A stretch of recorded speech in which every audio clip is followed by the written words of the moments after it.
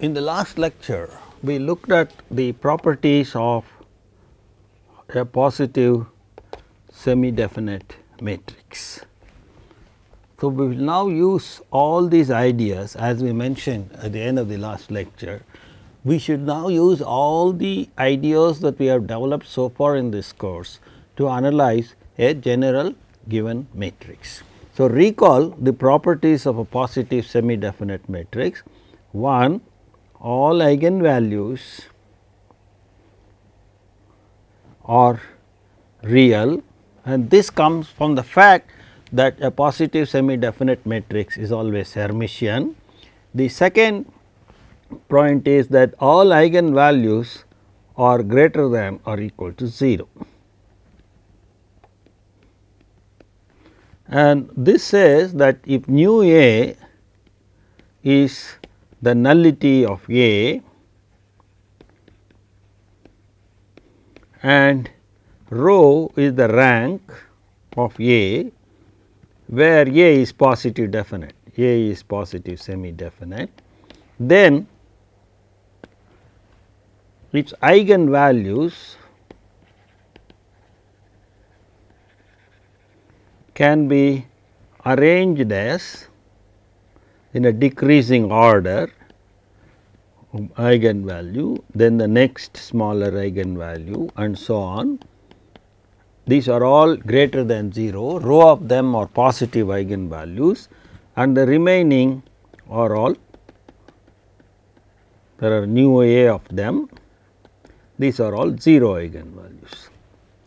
And then corresponding to this,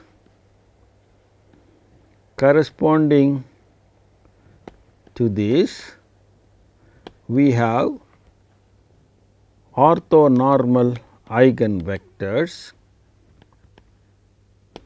We have V 1, V 2, V rho corresponding to the eigenvalues lambda 1, lambda 2, lambda rho, the positive eigenvalues. So, we have the rho orthonormal eigenvectors corresponding to the positive eigenvalues, and then phi 1, phi 2, phi nu A corresponding to the eigenvalue 0.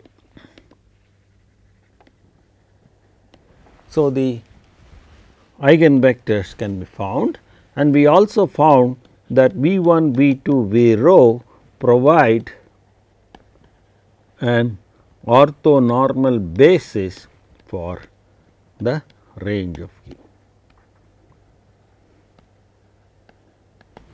So, these are all the fundamental properties of a positive semi-definite matrix. Now, we shall look at a general matrix and see how we are going to use these properties to analyze a general matrix.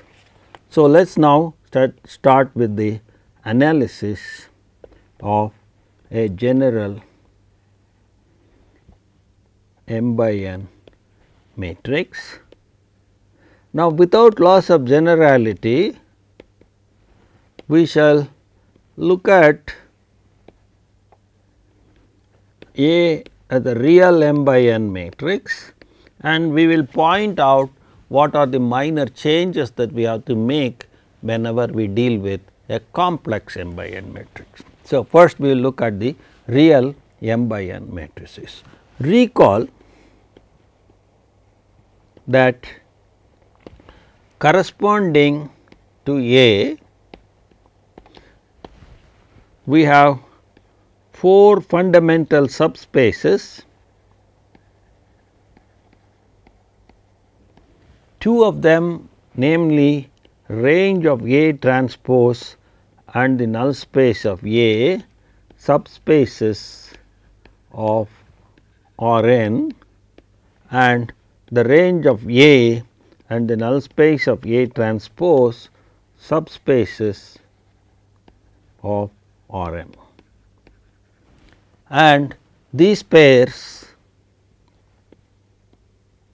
are orthogonal complements of each other.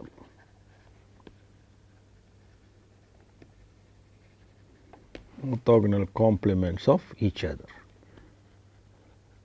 What this means is we have the space R n, A maps vectors n component vectors to m component vectors, and A transpose takes m component vectors to n component vectors, and this space is, in this space we have these two orthogonal complements. This is the range of A transpose, this is the null space of A. On this side we have the two orthogonal complements, the range of A and the null space of A. The fundamental problem is choosing suitable basis for this. Notice that the dimension of this is the dimension of the null space of dimension of the range of A transpose, which is the rank of A transpose, which is the same as the rank. We will denote the rank of the matrix by rho. Similarly, the dimension here is the nullity, here the dimension is again the rank, here the dimension is the dimension nullity of A transpose. So, these are all the dimensions of these 4 spaces. The 2 spaces, the range A transpose and the range A, have the same dimension, namely the rank of the matrix. Null space of A dimension nu A, the null space of A transpose is the nullity of nu A transpose. So, the basic problem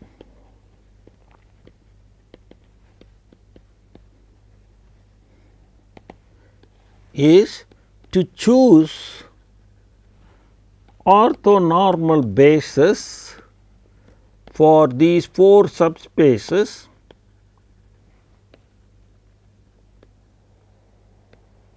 in a suitable manner, which makes the analysis of the matrix A easy. We shall see the meanings of the word suitable, easy, etc., as we go along. This is the fundamental problem. The fundamental problem is to choose the subspaces, these 4 fundamental subspaces, we have got them. So, we have split the 2 vector spaces R n and R m into 2 parts each. Now, in each part we are going to do the sampling, namely get the basis. When we get the basis, we want it always to be orthonormal. So, the computations become easy, and we want to choose these bases in such a way that it makes our computations and analysis easy. So, it is for this purpose of choosing the suitable basis of suitable basis choosing, we use the ideas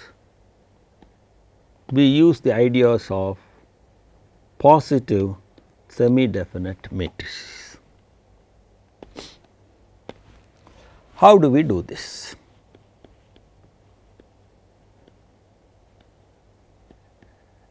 That is the question. So, what we do is, even though the matrix, given matrix may be rectangular or it may be square, we do not know whether it is Hermitian, it may or it may not be Hermitian, it may or may not be positive semi definite. What we will do is, starting with the given matrix A, we shall construct another matrix which is positive semi definite. In such a way, the analysis of the positive semi definite matrix that we construct will reflect in the analysis of the given matrix A. So, given A in R m n, we construct a positive semi definite matrix which we will call as L, which is n cross n, such that the analysis of L reflects in the analysis of A. Now, the analysis of L will be easy because it is positive semi definite, and we have seen all the properties of positive semi definite matrices. Now, how do we define this matrix L? So, we define L to be A transpose A. Notice A is m by n and A transpose is n by m. So, the product is n by n. So, L belongs to n by m. So, first property of L is that L belongs to n cross m matrix. So, L is an n cross n matrix. So, even though the matrix original matrix A may not be rectangular, we have may be rectangular and may not be square, we still constructed a square matrix out of it, which is L and which is an n by n square matrix. Okay. So, the moment we have a square matrix, we look at its properties now. The second property that we look at is the following. Suppose x belongs to R n, then we have L x comma x is equal to A transpose A x comma x, which is equal to A x comma A x. Remember, when you move A transpose to the second factor, it will go with the another transpose. So, it will become A transpose transpose, which is A, which is equal to the length of A x squared, which is greater than or equal to 0.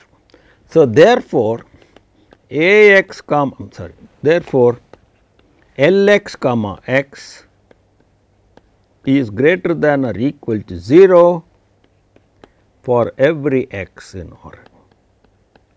This is precisely the meaning of the fact, or this is precisely saying that L is a positive semi definite matrix. So, L is a positive semi definite matrix belonging to R n. So, given an m by n matrix, we can always construct a positive semi definite matrix which is n by m.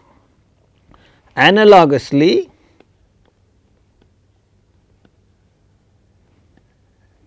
we can define M to be A transpose, and this is a positive semi definite matrix in R m m. So, given the rectangular m by n matrix, we have constructed two positive semi definite matrices. One of them is n by n, the other one is m by m. We shall study the properties of L, analogously we will get the properties of M. Now, given L, what does it do? This is now we have constructed this L. Now, take this matrix L. What does this do? It is an n by n matrix. So, it maps, it takes R n vectors to R n vectors. Now, what is L transpose? Since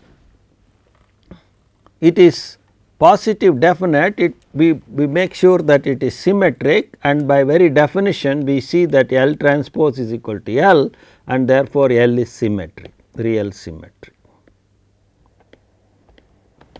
Okay. So, L transpose is L. So, it is a symmetric matrix. So, L transpose also maps R n to R n. Okay. So, the reverse map R n to R n, L transpose is the same as L. So, that we do not get anything new. Now, corresponding to L, we must have a decomposition of R n. Remember that the moment we have a matrix, we have these subspaces. What are the subspaces for L? The subspaces of L are 1 range of L, null space of L, then we have to say range of L transpose, but L transpose is L. So, that is the same as this. So, nothing new. Similarly, L transpose is L, therefore, null space of L transpose is the same as null space of L.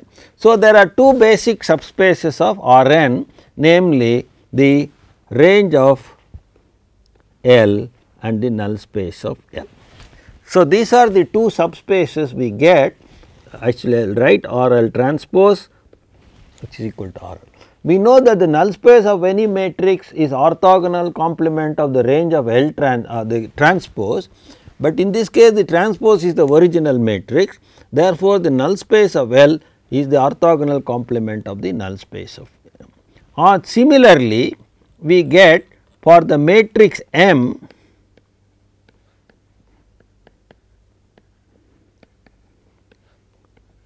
on this side the decomposition, because it is an m by n matrix, it decomposes R m by R m, both the space sides are the same, it is the range of M transpose which is the same as M everything, and this is the null space of M transpose which is the same as null space of M.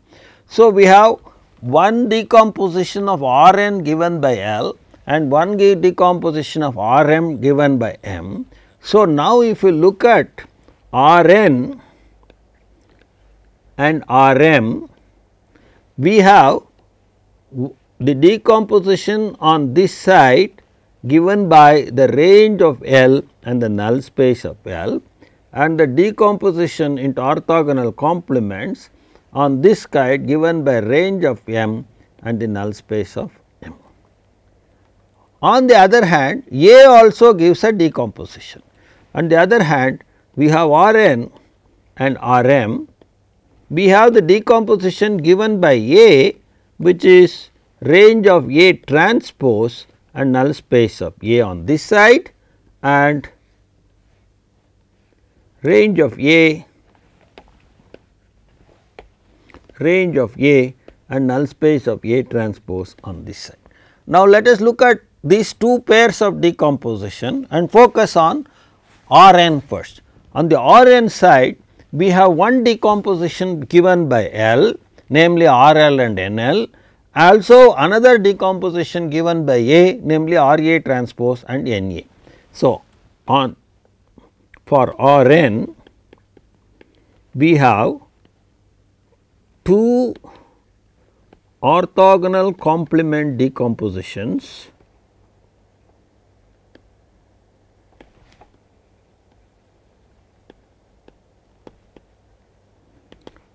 one of them is the range of L and N L, the null space of L given by L,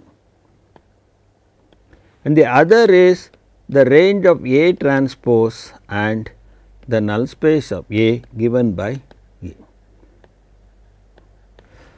So, we have these two decompositions of the same space, one arising out of the matrix L and the other arising out of the matrix A.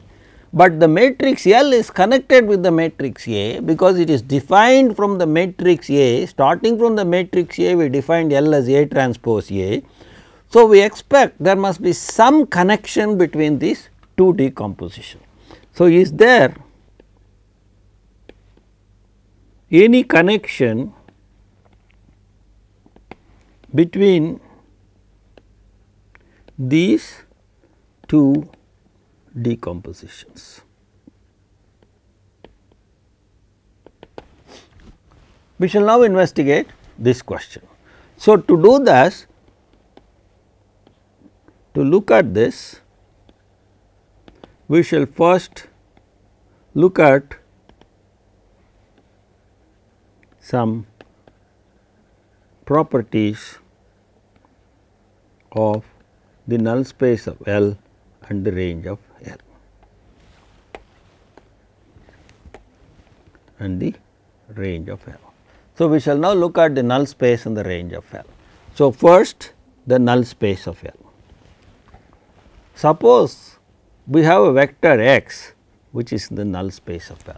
Remember, L is a n by n matrix. So, the null space of L is a part of R n. So, x is in R n. So, x belongs to R n and x belongs to null space of L implies L x, since x is n by n, x is n by 1, L is n by n, L x also belongs to R n, and since it is in the null space, it must be the 0 vector of that space. So, Lx is equal to theta n. If Lx is equal to theta n, that says Lx comma x, the inner product of Lx with x is the same as the inner product of theta n with x, which is 0. So, that says A transpose A x comma x is 0, because L is defined to be A transpose A. Now, in an inner product, if you move the A's from one side to the other side, it gets added up with a transpose. So, if you move it to the second factor, it becomes A transpose transpose, that is, it becomes Ax is equal to 0. That says the length of Ax squared is 0. Now, note that A is an m by n matrix, x is an n by 1 vector. So, Ax is a vector in Rm, its length is 0, and therefore, Ax must be the 0 vector of the Rm space, which means x is in the null space of A. So, what we have seen is that whenever you have a vector in the null space of L, it must also be in the null space of A. So, therefore, null space of L is contained in null space of A. So, we have started first looking at some connection between these two pieces, the null spaces of L and A and the range of L and A transpose. So, this is the first property, let us call it as 1. On the other hand,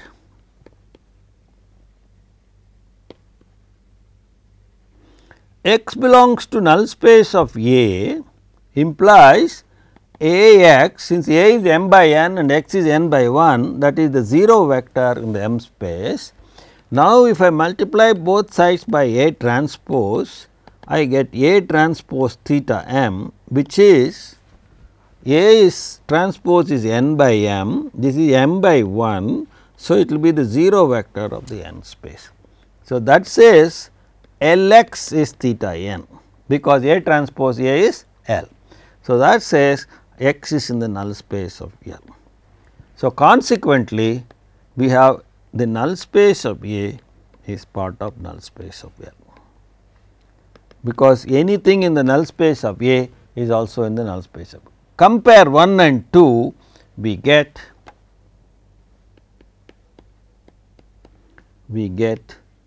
null space of L is the same as the null space of A. So, now if you look at this picture, the two decompositions on the Rn side, this and this are the same. If these two are the same, their corresponding orthogonal complements must be the same. So, basically these two decompositions collapse into the same decomposition.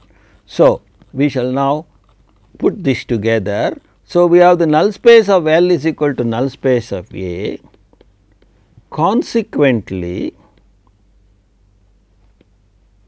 we have the range of A, range of L is the same as range of L transpose, but for any matrix the range of the transpose is the orthogonal complement of the null space, but the null space of L transpose is the same as null space of L perpendicular, because L is symmetric, real symmetric, L transpose is equal to L.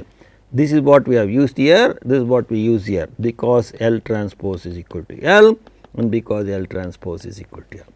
Now, NL perp is the same as NA perp, because we have just seen that NL is the same as NA, but NA perp is the range of A transpose perp.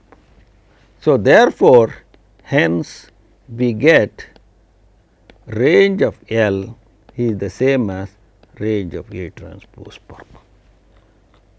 So, hence the decomposition of Rn into orthogonal complements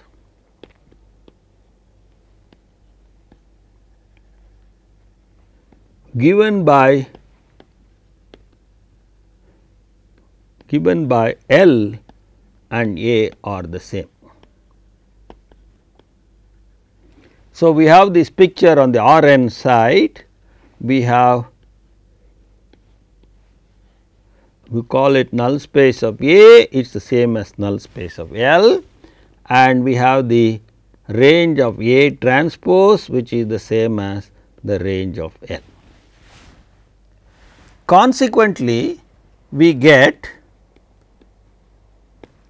dimension of N L is the same as dimension of N A, but the dimension of N L is the nullity of L and the dimension of N A is the nullity of A. So, nullity of L is the same as nullity of A. Similarly, because R A transpose is equal to R A R L, we have dimension of the range of A transpose is the dimension of the range of L. The dimension of the range of A transpose is the rank of A transpose, and this is the rank of L, but the rank of A, which we denote by rho A transpose, but the rank of A transpose is the same as rank of A, which we have seen. So, the rank of A is equal to the rank of L. So, the L has the same rank as A and same nullity as A. So, what are the conclusions that we have? The nullity of A is the nullity of L, the rank of L or the rank of A is equal to rank of L is also equal to rank of A transpose. So, these are the properties that the fact that the decomposition given by the A and the given by L of Rn is the same. Analogously, on the decomposition of Rm, we have on the Rm side we have the null space, the range of A, which will be the same as range of M now. Remember, M is A transpose and the null space of A transpose will be the same as null space of M. So, putting all these pictures together, we have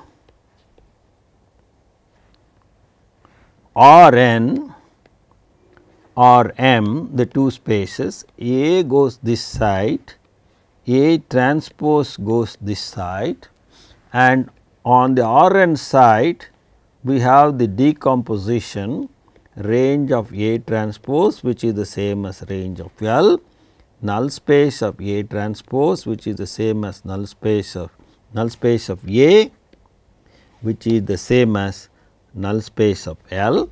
On this side we have the range of A, which is the same as range of M, and null space of A transpose, which is the same as null space of M. Again, looking at the right hand side, we see that the dimension of the null space of A transpose is the same as the dimension of the null space of M, which gives us the nullity of A transpose is equal to nullity of M. Similarly, if you look at the decomposition of the Rm, we get dimension of range of A is the same as dimension of range of M. This is the rank of A, which is the same as rank of M. So, we have seen that the rank of A is the same as rank of L, which is the same as rank of A transpose. So, we therefore have the following situations. The nullity of A is nullity of L, the nullity of A transpose is equal to the nullity of M, the rank of A is the same as rank of A transpose, is the same of rank of L, the same of rank of M.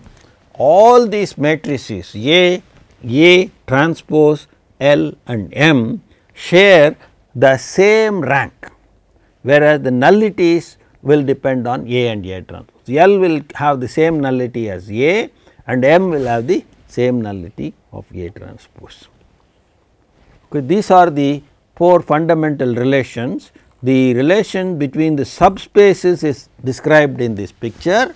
the range of A transpose is the same as range of L, null space of A is the same as null space of L, the range of A is the same as range of M, the null space of A transpose is the same as null space of M. These give rise to the following relationship between the nullities and the ranks of these various matrices. The important thing to note is that A transpose, L, M all share the same rank. That number associated with the matrix is a very important number. Now, let us see how we are going to exploit to find the basis for the 4 subspaces. Now, so how do we use these to find orthonormal basis for these 4 spaces? That is the main question. Now, let us look at first the null space of A, same as null space of L, but L is positive semi definite and therefore, null space of L basis orthonormal is given by the orthonormal eigenvectors. Let us call them phi 1, phi 2, the nullity is nu A is the same as nu L. So, instead of writing nu L, we will write nu A, note nu A equal to nu L. Orthonormal eigenvectors corresponding to eigenvalue 0. Recall that we have seen that the null space basis for a positive semi definite matrix corresponds to the eigenvectors of 0. So, we can find the orthonormal basis for NA through the positive semi definite matrix L, and from its eigenvectors corresponding to the eigenvalue 0, we can find the orthonormal basis for the null space of A. So, we have finished 1/4 of our job, namely finding the orthonormal basis for NA, we are able to get. Similarly, we look at NA transpose, orthonormal basis corresponds to the orthonormal eigenvectors corresponding to the eigenvalue 0 of the matrix M, because here we should write, here it was L of the matrix L. So, we have now seen out of these 4 subspaces, the null space part here can be found out from the 0 eigenvector of L, and the null space part on this side can be found out from the 0 vector 0 eigenvalue corresponding to the matrix M.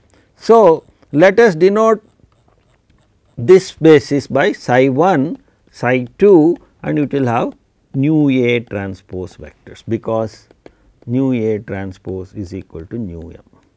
So, now we have this picture. Again, let us keep on writing this picture until we complete this whole thing with a basis. We have Rn, we have Rm, we have A going this way, A transpose going this way, and this is the null space of A, which is the same as null space of L. Now, we have found a basis for this, and then this is the null space of A transpose, which is the same as null space of M. We have found a basis for this. So, now our job is to find the basis for these two fellows. This is the range of A transpose, which is the range of L. This is the range of A, which is the range of M. So, these are the two things that we have to find. Now, let us look at the range of A transpose, which is the same as the range of L. Now, L is positive semi definite, its positive eigenvalues can be arranged as lambda 1 greater than or equal to lambda 2, and how many of them will be there? That will exactly be the rank of the matrix A. We will not write rho sub A, because rho sub A is the same as rho sub A transpose, the same as rho L is the same as rho M. Since all of them share the same rank, we will not distinguish and simply write. All these are the eigenvalues greater than 0, and the 0 eigenvalue has been taken care of here in finding the null space. And we know that corresponding to the positive eigenvalues, we get orthonormal eigenvectors. When we analyzed positive semi definite matrices, we found that corresponding to the positive eigenvalues, we get orthonormal eigenvectors V 1 corresponding to lambda 1, V 2 corresponding to lambda 2, V rho corresponding to lambda rho. So, we found that at the end of the last lecture, we found that the V 1, V 2, V rho, which are the orthonormal eigenvectors corresponding to the positive eigenvalues of a positive semi definite matrix, give rise to a basis for the range of that positive semi definite matrix. So, we found that V 1, V 2, V rho provide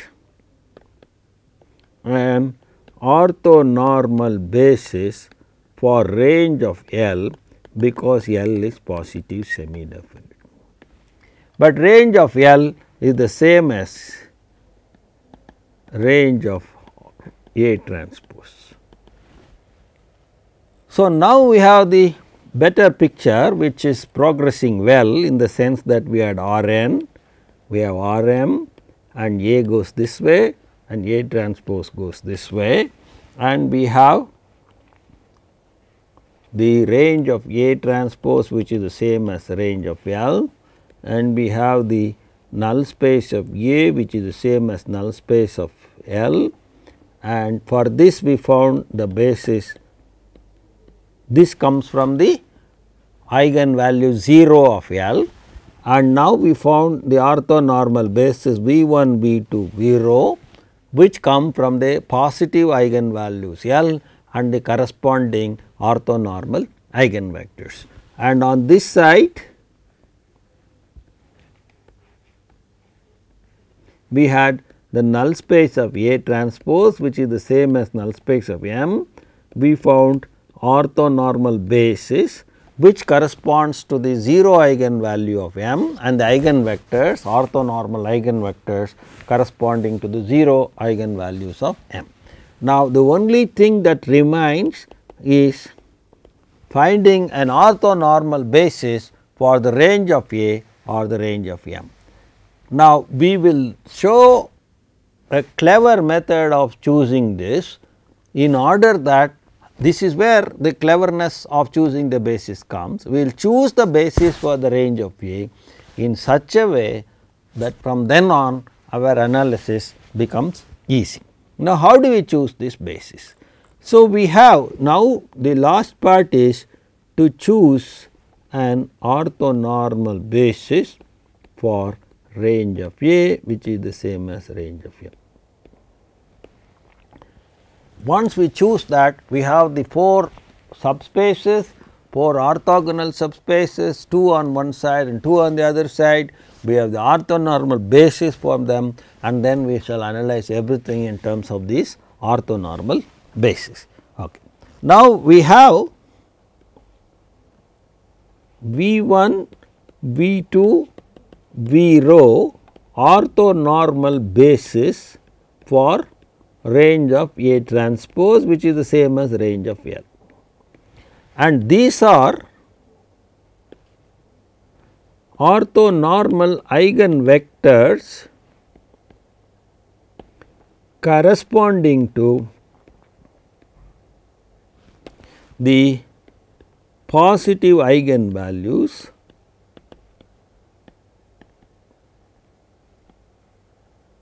lambda 1 greater than or equal to lambda 2 greater than or equal to lambda rho of L. And therefore, hence L of V j is equal to lambda j V j for j equal to 1, 2 up to rho. Let us call this equation as 1. So, we have these rho eigenvectors of L which form an orthonormal basis for the range of A transpose. Now, we look at what happens to V j under A. So, look at A V j. Now, V j is in R n, so it is n by 1, A is m by n, so that belongs to R m. So, certainly this is a vector in R m. Secondly, it is of the form A of something, so it belongs to the range of A. So, A V j are all in range of A, j equal to 1, 2 rho. Any vector of the form A of some vector must be in the range of A. So, these vectors are A V j. So, if we define W j equal to A V j, j equal to 1, 2 rho, then W j all belong to range of A. So, we have captured some vectors in the range of A, row of them are there. If we are lucky, they will themselves form a basis for the range of A, and if you are very lucky, they may even form an orthonormal basis for the range of A. Now, let us see whether they do this. Now, will W j form a basis for range of A? Will W j form an orthonormal basis for range of A? If so, our search for the basis for the range of A is over. So, let us look at W j. So, we look at this W j.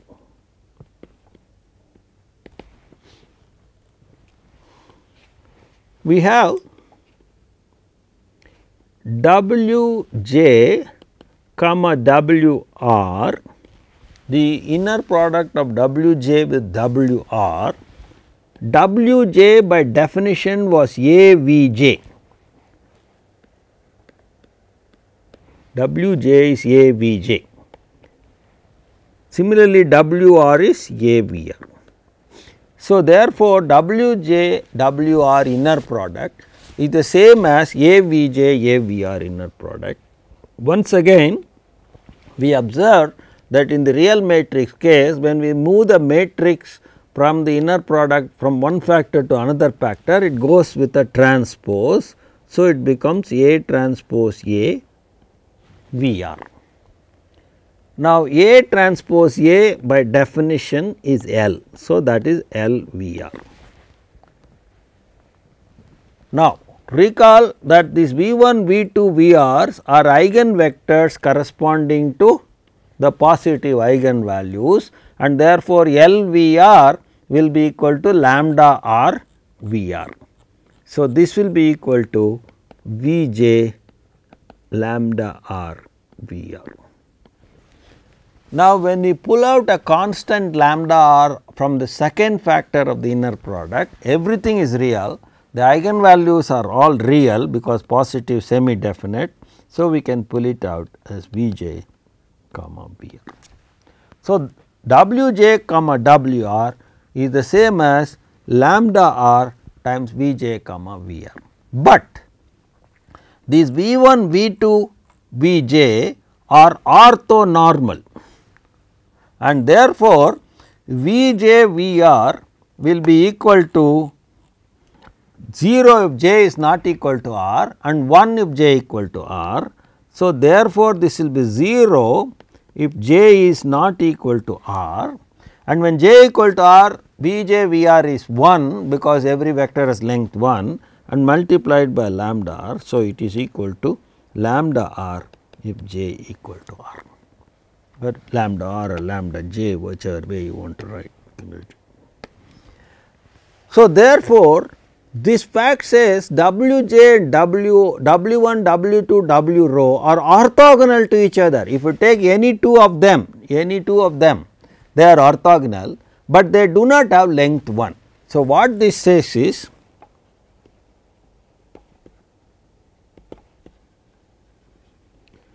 that W1, W2, W rho are orthogonal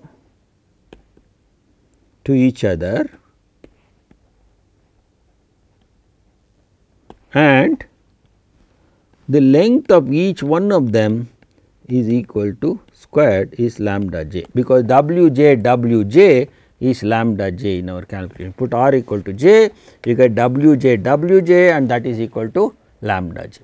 So, length of Wj squared is lambda j. If we have a set of orthogonal vectors, and if we divide each one of them by its corresponding length, we automatically get an orthonormal set of vectors. So, now we define uj to be equal to wj by its length is wj by lambda j square root, because the length of j squared, wj squared is lambda j. So, the length of wj is square root of lambda j. Now, recall that these lambdas are the positive eigenvalue that we are talking about, and therefore, there is no problem about taking the square root of positive quantities. Now, the question is which square root we take.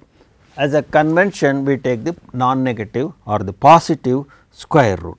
So, where we take positive square root of lambda. We have to take the positive square root because we want it to be the length of Wj. So, now we denote by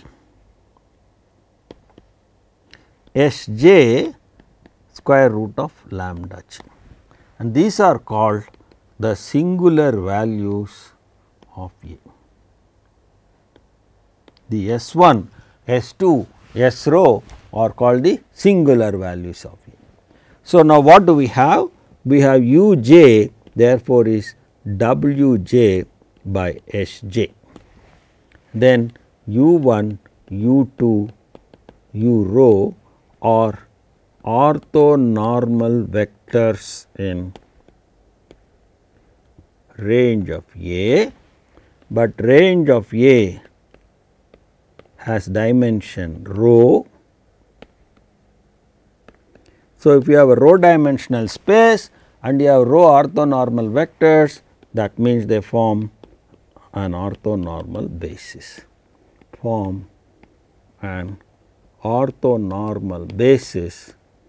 for range of A. So, we also got an orthonormal basis for range of A. Note, we have uj is equal to wj by Sj, but wj by definition was avj, and therefore, we get avj is equal to Sj uj for j equal to 1, 2 rho. On the other hand, we have uj belongs to Rm, therefore, we can take A transpose uj. A transpose uj is the same as A transpose avj by Sj, because uj is avj by Sj. Now, A transpose A is LVJ, A transpose A is L. So, A transpose A Vj is LVJ, but Vj is an eigenvector corresponding to the eigenvalue. So, it is lambda Vj by Sj, but Sj is square root of lambda j. So, it is just square root of lambda j Vj, because Sj is equal to square root of lambda j, but that is the same as Sj Vj. So, therefore, we have A transpose Uj is Sj Vj. So, what is the structure now? So, we have this Rn, we have the m dimensional space, A is a mapping from Rn to Rm, A transpose takes Rm vectors to Rn, we have the subspaces here, range of A transpose which is the same as range of L, null space of A which is the same as null space of L. We have the orthonormal basis V1, V2, V0, we have the orthonormal basis phi 1, phi 2, phi nu n. And then we have on this side the range of A which is same as range of M, null space of A transpose which is the same as null space of M. We have the orthonormal basis U1, U2, U rho and psi 1, psi 2, psi nu A transpose. And the fundamental relation is that A V j is S j U j and A transpose U j is S j V j. What this means is that the basis vector V 1 here, the basis vector V 1 on this side goes to the same direction as the basis vector U 1 with a scaling factor S 1, because A V j has the scaling factor S j. So, V 1 goes to the U 1 direction with a scaling factor S j, V 2 goes to the U 2 direction with a scaling factor S 2 and V rho goes to the U rho direction with the scaling factor S rho. So, basis directions are matched to basis directions, except that there is a certain dilation taking place in each one of these basis directions. So, V j is put to the U j direction with a scaling S j, V 1 is put to the U 1 direction with a scaling S 1, V 2 is put to the U 2 direction with the scaling S 2 and so on. So, this is for j equal to 1, 2 up to rho. This connection between these. So, now we have constructed a basis for the range of A transpose and the range of A in such a way that the basis directions are connected. That is, the first basis vector goes to the same as the direction of the first basis vector on Rm side, second basis vector of range of A transpose go to the same direction as the second basis of the range of A and so on and so forth. So, the basis gets mapped to basis, except there is a scaling factor. So, in order to get the orthonormalization, we had to do this scaling factor. So, thus we have, using the positive definiteness of the matrices L and M we have constructed, we have been able to get the orthonormal basis for these 4 subspaces.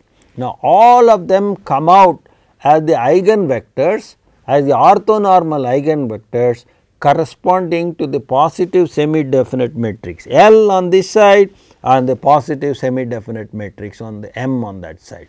So, all the computations therefore are reduced to the computations of a positive semi definite matrix, and therefore, whether the given matrix is rectangular or square, whether it is, even if it is square, whether it is Hermitian or not, we can always construct a positive definite matrices, semi definite matrices L and M starting from the given matrix A, from which we can construct the orthonormal basis for all the 4 subspaces that we want, and the orthonormal basis for the range of A transpose and the range of A are constructed in such a way they are linked to each other.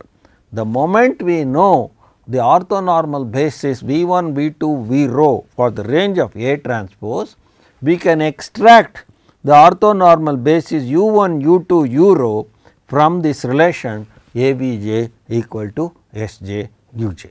So, thus we have chosen certain basis in a connected manner, and we shall now see how we are going to use all these bases to analyze a given matrix.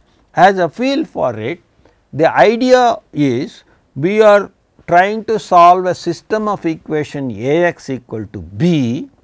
The vector b lies on the Rm side.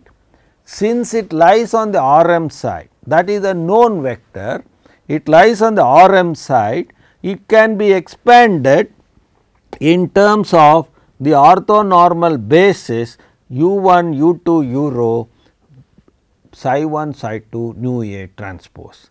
The unknown vector x we are trying to find out lies on this side, and therefore, it can be expanded in terms of this orthonormal basis v 1, v 2, v rho, so and phi 1, phi 2. So, we will make that observation. We have v 1, v 2, v rho, phi 1, phi 2, phi nu A is an orthonormal basis for the space R n, and u 1, u 2, u rho, psi 1, psi 2, psi nu A transpose is an orthonormal basis for R m, and the fundamental relation is A u j is equal to S j v j, and A v j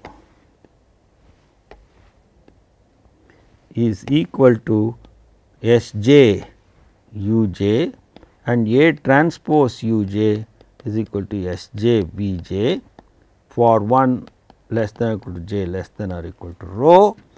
S j is equal to square root of lambda j, the lambda 1, lambda 2, lambda rho are the positive eigenvalues of L. Now, we shall see how we use these 4 bases to analyze a given general matrix, and this analysis will begin in the next lecture.